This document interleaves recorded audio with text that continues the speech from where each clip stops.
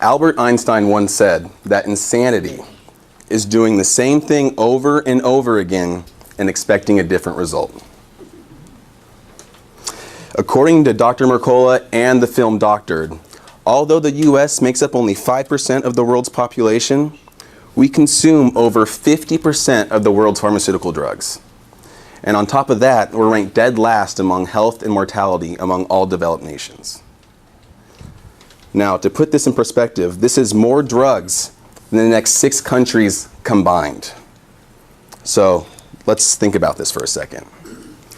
Insanity is doing the same thing over and over again and expecting a different result. We are taking more and more and more drugs than ever before, and we are sicker and sicker and sicker than ever before. Now, as many of you know right now, heart disease is the #1 killer in the United States. But we gotta ask ourselves why. Now, today I'm gonna show you the reasons why we are so sick and the steps that you can take in the right direction to get a healthy heart and a healthy life. Now, the Black Plague was one of the most devastating pandemics in human history. It literally killed 30% of Europe. Well, right now, chronic disease is killing 80% of the Western world. Since the 1900s, 3 things have risen exponentially. The first two are obvious. You got the drugs and you got the surgeries. The third one is chronic illness. So you would think that if they work so well, you'd actually see a decrease in chronic illness, but it's the exact opposite. Now, the one constant in all of this is our genes. Our genes, in fact, have not changed in 40,000 years. So you can't blame the genes. You can't blame our genetics. It just doesn't work. The one factor that has changed most of the time in this time is our lifestyle. And you can kind of see it from this picture that our lifestyle from the old Paleolithic time to now has drastically changed. Now, I gotta read this quote here. We remain nearly identical to our late Paleolithic ancestors, and accordingly, their nutritional pattern has continuing relevance. So if the nutrition of the Paleolithic tribe is of continuing relevance, we need to take a look at what they ate. So first, let's look at the topic of grains, because that's a big topic today. And I gotta read this again. The human genome does not know what to do with grains. Our ancestors just didn't consume it. Our genes were formed long before we ever consumed refined sugars, cereals, breads, and pasta. Cereal grains did not grow in big fields like they do on agricultural farms. And to make sense of this, basically what this is saying is that we are not eating a diet that's made for our genetics. You know, we require something completely different than what we're eating right now. So look at these 2 pictures here. The picture on the right is our world today, after the agricultural revolution, when we had tons of wheat growing. Before that was the Paleolithic times. And you can see here that they actually did studies that in those times, they would actually be expending more energy trying to eat grains and find grains than they actually would be consuming them, because they didn't exist like they do on the right here. They might find a cereal grain here and there, but that was it. It was not a staple in our diet. So now that we know that, grains are bad, let's just look at this even from further perspective here. The appearance of agriculture 10,000 years ago introduced new dietary pressures for which no adaptation has been possible in such a short time span. Thus, an inevitable discordance exists between our dietary intake and what our genes are suited to. So again, this just means that we're not eating the diet that we're genetically designed to eat. And we're becoming very, very sick as a result. And it's leading to a lot of chronic disease, heart disease and diabetes being the main 2. So let's think about a blueprint of a house and pretend that this blueprint here, if you give it the raw materials it needs, will make the most perfect, healthy house. And in this analogy, this is analogous to our genetic code. So let's think about this.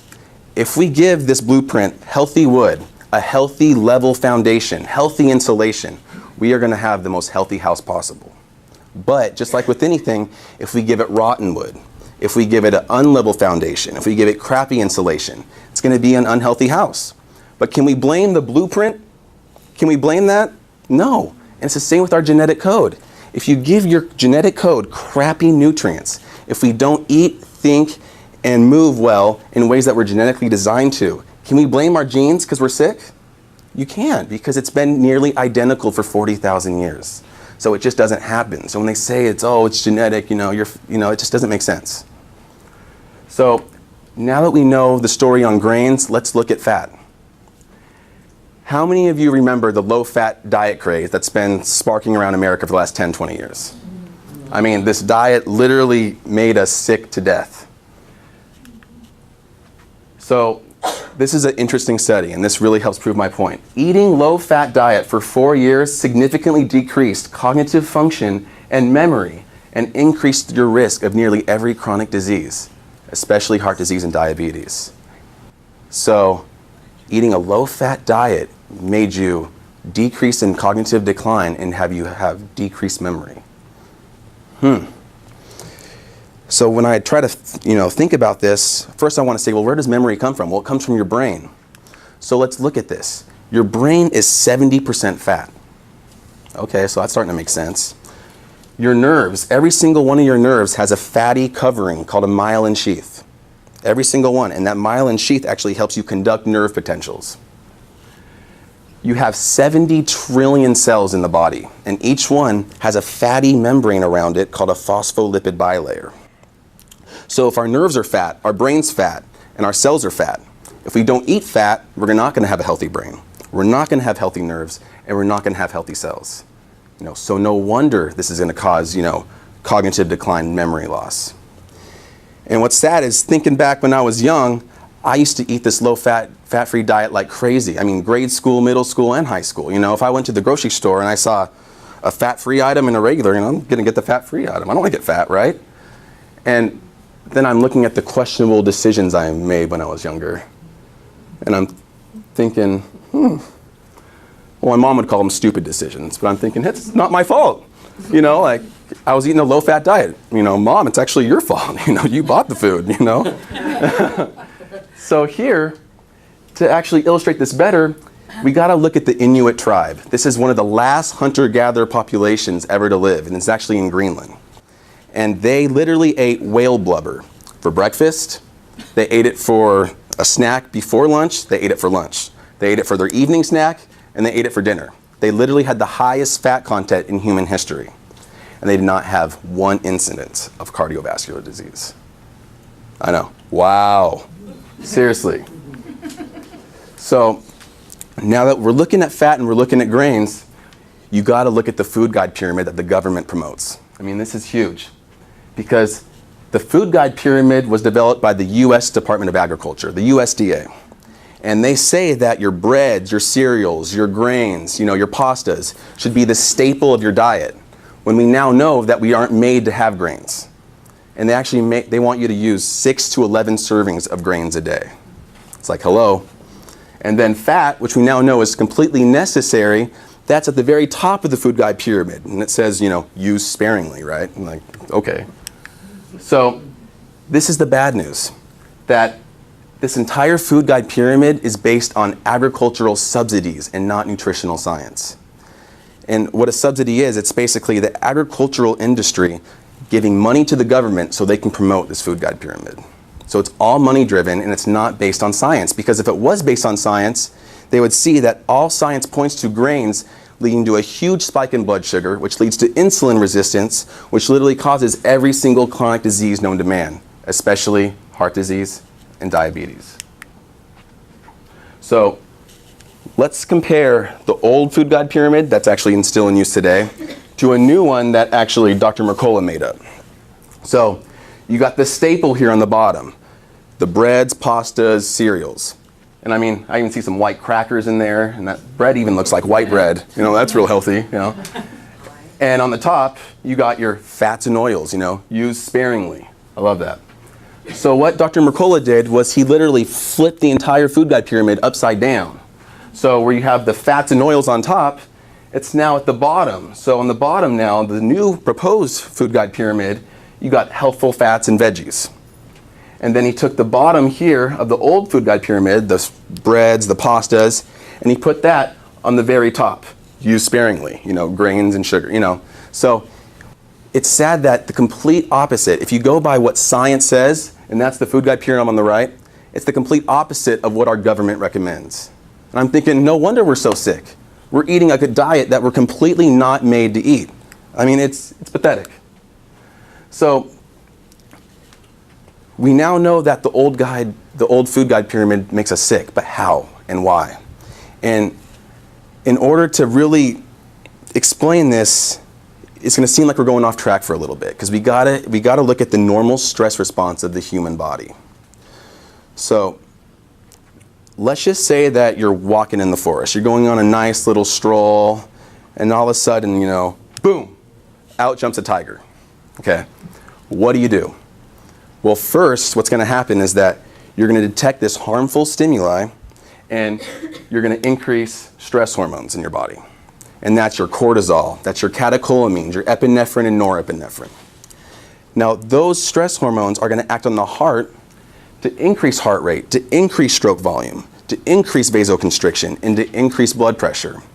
And you're thinking, well, why is that? So check this out. If you think of a garden hose, and it's just, you're watering your plants, then put your thumb on the stream, and the water comes out a lot faster, right? So that's exactly what's going on here. Your body needs to deliver those stress hormones to every single organ of the body. And so it does that by increasing the blood pressure.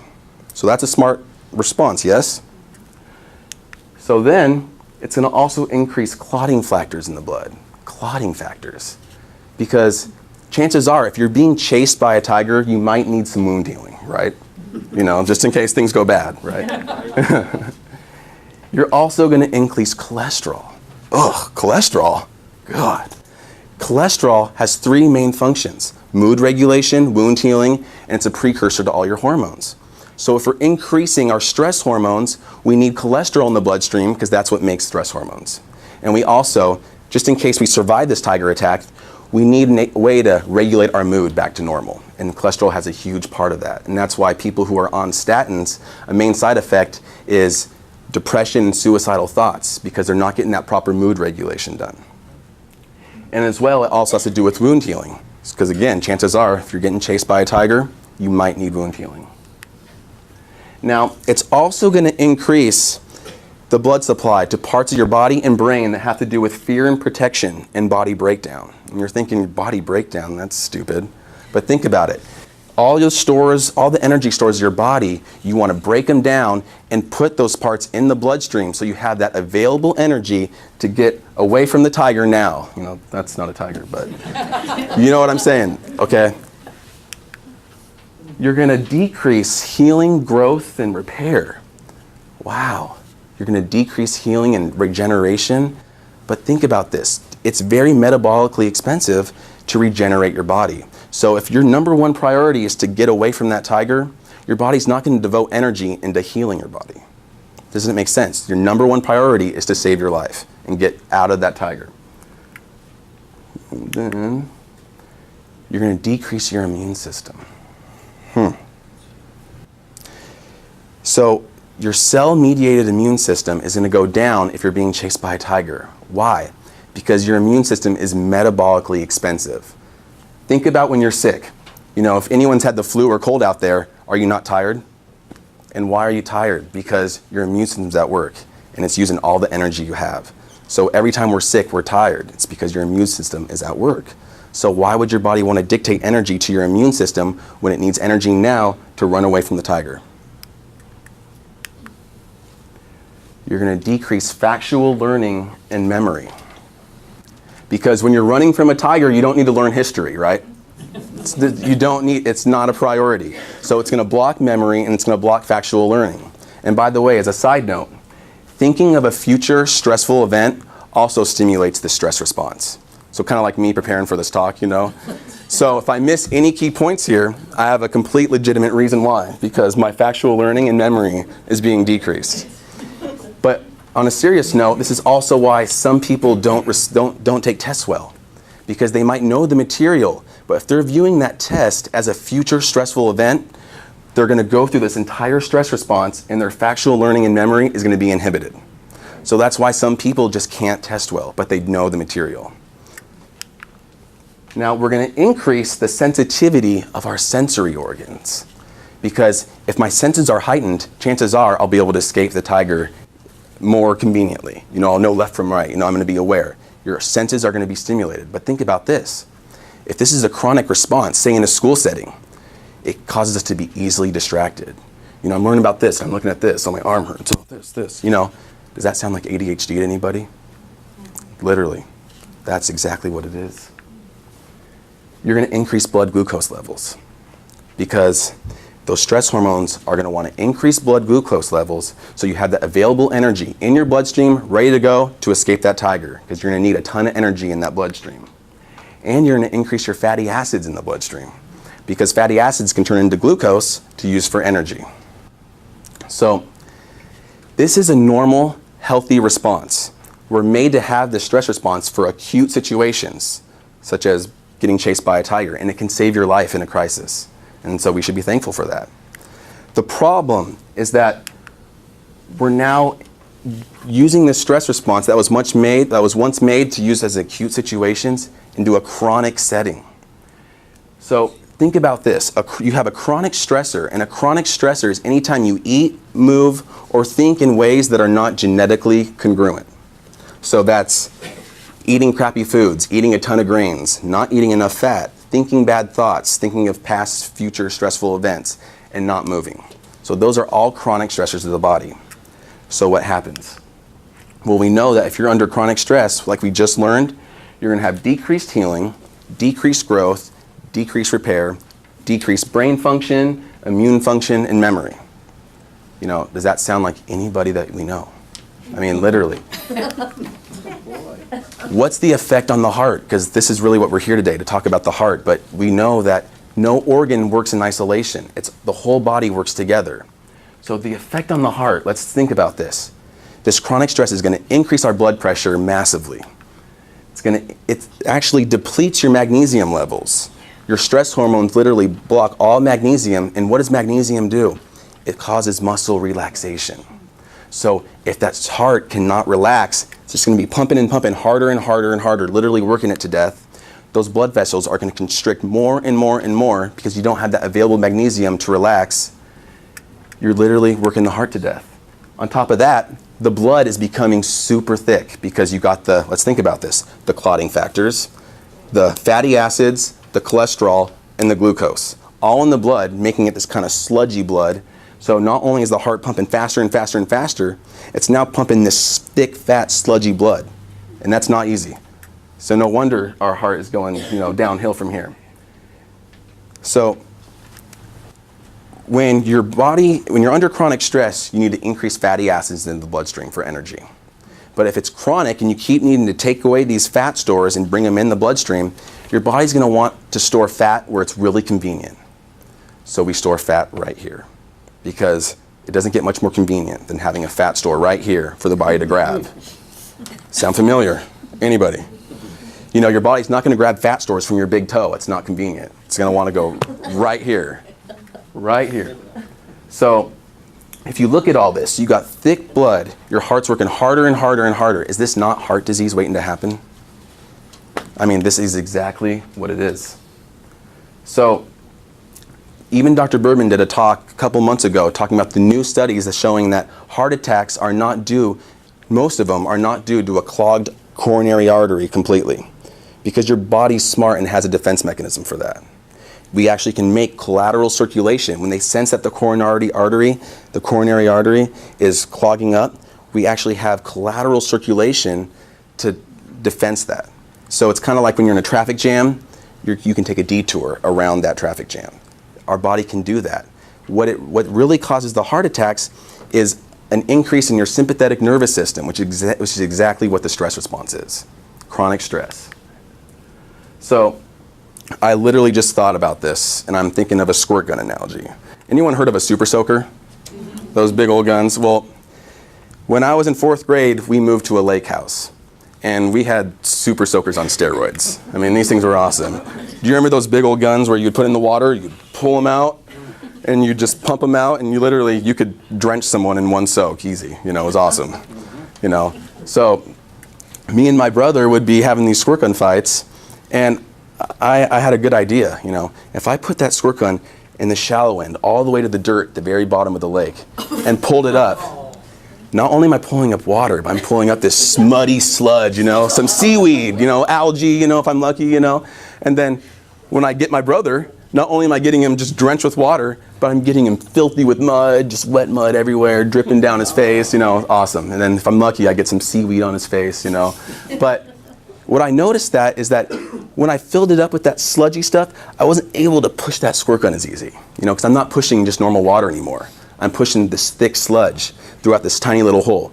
And that's what your heart's doing when you're increasing those fatty acids, that cholesterol, that glucose, those clotting factors in that blood, and it's pumping that out within a constricted blood vessel. That's what's going on. So it's a lot harder. But instead of me just doing it once, your heart's doing this all day long. And that's why, too, that these symptoms become so predictable now. You know, so if I'm going to go in and do a patient intake, and I'm looking at the patient and I'm like, stressful office job, they checked off fatigue, you know, boom, I already know they're going through the chronic stress response, you know, sounds just like this. So I go in there, hi, Mrs. Jones, you know, and she's like, I'm like, you know, are you having memory problems? Why, yes, how'd you know? I'm like, I don't know, you know, just coincidence. Do you have a high blood pressure? I do. And how about high cholesterol? Yes, I'm on a statin. Oh my gosh, Dr. Mike, you're a genius. How'd you know all this? You know, and I'm like, it's not me. It's literally the stress response. So now all of you can predict symptoms. If someone's under chronic stress, you already know what's going to happen. It's that easy. And that way, we also know what medications they're going to be taking before they tell us. If they're under chronic stress, you know they're going to have elevated blood pressure. You know they're going to have elevated cholesterol. So chances are they're going to be on a blood pressure drug. They're going to be on a statin. And oh, by the way, that blood's thick. They're probably on a blood thinner as well. Makes sense. So let's say that someone is on a blood pressure medication.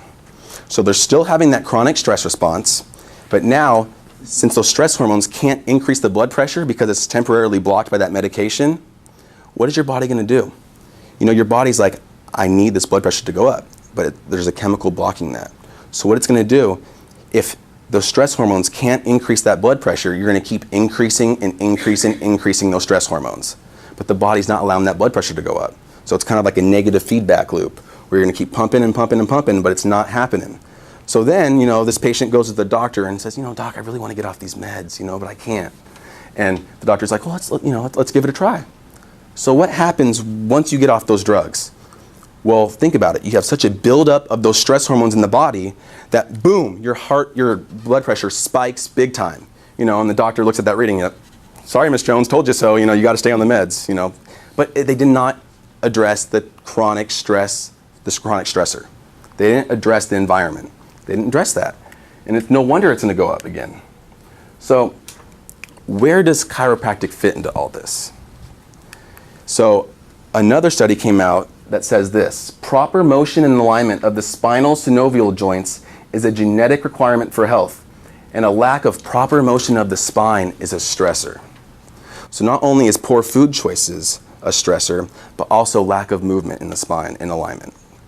So let's look at this. If we have spinal joints that aren't moving correctly, they're going to start to become inflamed and degenerate. And what that joint's going to then do is send these stressful signals to the brain, and it's going to cause that brain to release stress hormones. Now, when the brain releases those stress hormones, that same chronic stress response is going to occur. So you're going to have the high cholesterol, you're going to have the high blood pressure, you're going to have increased, you're going to have decreased immunity, decreased factual learning and memory. You're going to have all of that. It's the same exact thing. So we just learned everything that happens. Now, let's say as chiropractors, what we're going to do is we're going to restore that joint to proper motion and alignment. And then what that does is, instead of those unhealthy, stressful signals going to the brain, you're going to have these healthy sensory input go into your brain. It's called proprioception. Have you heard of that word? Proprioception? So proprioception literally acts as a nutrient to your brain. And then what that's going to do in turn is it's going to block the stress response. So an adjustment literally has a capability of reducing the stress response in our body. So then when you look at it in the big picture, it's going to decrease our heart rate. It's going to restore blood pressure to normal. It's going to increase blood flow because now those blood vessels aren't vasoconstricted. They're going to dilate now because they're at relax. You're going to have more magnesium for muscle relaxation. You're going to have increased immunity, memory, brain function. You're going to have all that. Does that make sense now? Now, that's why when we exercise, we always feel full of energy because you're feeding your brain those constant proprioceptive signals that literally act as nutrients to your brain. And in turn, those proprioceptive signals are going to block the stress response from happening. And that's also why when we sit all day, you're thinking, oh, this guy's conserving energy all day. He should have energy, right, built up. It's not the case because instead of those proprioceptive healthy signals going to your brain, you're now having those stressful signals going to your brain, initiating the stress response, causing the fatigue, the memory loss, the factual learning loss. Same stress response we've just been talking about. So we now know that avoiding this chronic stress response, eating healthy foods, and having proper motion and alignment of our spinal joints can go a long way into getting us a healthy heart and a healthy life. So I'm going to end with this. According to the CDC, heart disease is going to kill 1 out of every 3 Americans. So what I want each and every one of you to do is look to the person to your left. And then I want you to look to the person to your right. And I want you to decide who's it going to be. Because see, what I'm asking you today is not be one of those statistics. What I'm asking you today is take health into your own hands. Come into our office and get checked because literally we measure the stress response of the body by a test we do, and it's called heart rate variability. We do the exact same thing. So what I want you to do is get a coupon, give it to your friends, share this information because you're literally going to share their life. So my hope is that all of you take action now and become healthy. Thank you.